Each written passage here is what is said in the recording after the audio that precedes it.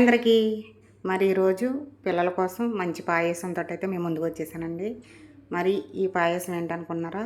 పూల మకానాతో అయితే పాయసం చేసి పిల్లలకు పెడితే వాళ్ళ ఎదుగుదల బాగుంటుంది, ఎముకలు కూడా చాలా బలంగా ఉంటాయి. చాలా పోషక విలువలు ఉన్నాయండి ఈ తామర గింజల్లోని.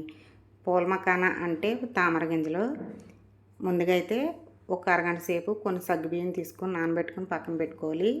తర్వాత స్టవ్ వెలిగించుకుని ఒక బాండీ పెట్టుకుని అందులో అయితే ఒక స్పూన్ నెయ్యి వేసుకుని ఇలా 2 కప్పులు పూల మకానా ఇలాగ నేతిలో ఫ్రై చేసుకోవాలండి.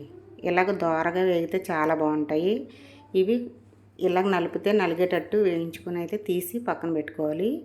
ఈలోపు అరగంట సేపు నానబెట్టుకున్న సగ్గుబియ్యం కూడా ఒక పక్కన పొయ్యి మీద ఉడికించుకోవాలి.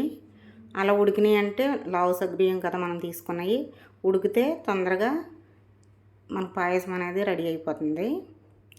మరి పూల మకానా వేగిపోయింది కదా, తీసుకుని పక్కన పెట్టుకున్నాక మళ్ళీ అదే బాండీలో కొంచెం నెయ్యి వేసుకుని అందులో కొంచెం జీడిపప్పు ఇలా కొంచెం ఫ్రై అయిన తర్వాత ఇందులోనే కొంచెం కిస్మిస్, అలాగే కొంచెం కొబ్బరి చిన్న చిన్న ముక్కలు కోసుకొని కొబ్బరి అయితే ఇలా వేసుకోవాలి. మనకి తినేటప్పుడు తగులుతుంటే చాలా రుచిగా ఉంటుంది, పిల్లలకు కూడా మంచి టేస్టీగా ఉంటుంది తినేటప్పుడు.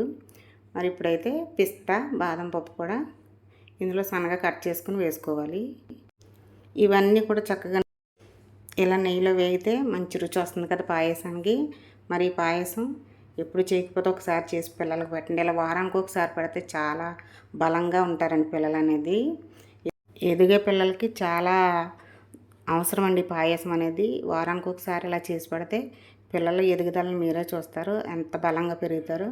మరి 2 కప్పులు పూల మకానా తీసుకున్నాం కదా, దానికి 1 కప్పు బెల్లం వేసుకుని ఇలాగా పాకం వచ్చేదాకా ఉడికించుకుని పక్కన పెట్టేసుకోవాలి. ఇదిగోండి నేనైతే కాచిన పాలు అయితే తీసుకున్నాను. ఇలాగ 1 అర లీటర్ పాలు తీసుకుని ఒక గిన్నెలో వేసుకుని ఇవి ఎలాగో కాచినయే కదా, వేడిగానే ఉన్నాయి. ఇది వేయించుకున్న పూల మకానా అంతా కూడా ఇందులో వేసేసుకుని ఉడికించుకోవాలి. ఈ ఉడికేటప్పుడు చక్కగా సాఫ్ట్గా అయిపోతాయండి, తింటుంటే కూడా చాలా రుచిగా ఉంటాయి. మరి లోపు మనకి సగ్గుబియ్యం కూడా రెడీ అవుతున్నాయి పక్కనే. సగ్గుబియ్యం ఉడికేలోపు పూల మకానా కూడా చక్కగా ఉడికిపోతుంది.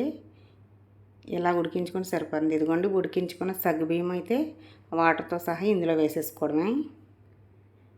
ఇలాగ చాలా తొందరగా పాయసం అయితే రెడీ అయిపోతుంది మనకి. ఎందుకంటే ఒక పక్కన పూల మకానా ఉడుకుతానే ఉంది, ఒక పక్కన సగ్గుబియ్యం ఉడికించుకున్నాం కదా, తొందరగా అయిపోతుంది.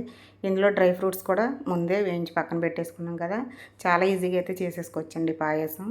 మరి పిల్లలకి కనీసం వారానికి ఒకసారైనా ఇలా చేసి పెడుతుంటే చాలా ఇష్టంగా తింటారు. అలాగే వాళ్ళు ఆడుకునేటప్పుడు కూడా చాలా యాక్టివ్గా ఉంటారు, బలంగా ఉంటాయండి వాళ్ళ ఎముకలన్నీ కూడా. ఇదిగోండి ఈ విధంగా ఉడికిన తర్వాత అయితే వేయించుకున్న డ్రై ఫ్రూట్స్ అన్నీ కూడా ఇందులో వేసేసుకోవాలి. నిజంగా చెప్పాలంటే ఇందులో ఎన్నో పోషక విలువలు ఉన్నాయండి, దీన్ని అయితే వెలకట్టలేము, అన్ని పోషక విలువలు ఉన్నాయి. ఇదిగోండి కొంచెం కలర్ మారటం కోసం, తినడానికి బాగుండడం కోసం అయితే కొంచెం కుంకుమ పువ్వు అయితే ఇందులో వేసాను నేను. కలర్ చక్కగా చేంజ్ అవుతుంది, బాగుంటుంది, మంచి కలర్ఫుల్గా. ఇప్పుడు బాగా ఉడికిపోయింది కదా, ఇప్పుడు యాలకుల పొడి వేసుకోవాలి లాస్ట్గా.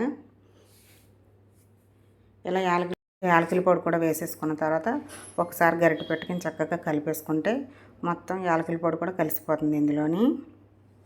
ఇదిగోండి ఇది ఇప్పుడు కింద పెట్టేసుకొని మనకు బెల్లం సిరప్ కూడా చల్లారుతూ ఉంటుంది కదా, ఇది కూడా కొంచెం చల్లారిన తర్వాత, రెండు చల్లారిన తర్వాత అయితే ఇది కొంచెం వేడిగా ఉన్నా పర్వాలేదు, సిరప్ అయితే పూర్తిగా చల్లారాలి.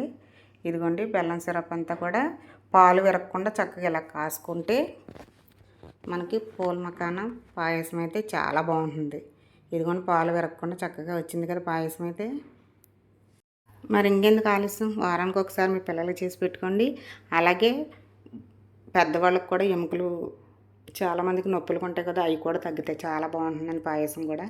మరి వీడియో నచ్చితే లైక్ చేయండి, షేర్ చేయండి. మరిన్ని వీడియోల కోసం మా ఛానల్ని సబ్స్క్రైబ్ చేసుకోండి. మరిన్ని మంచి వీడియోలతో కలిసి అందరికీ బాయ్.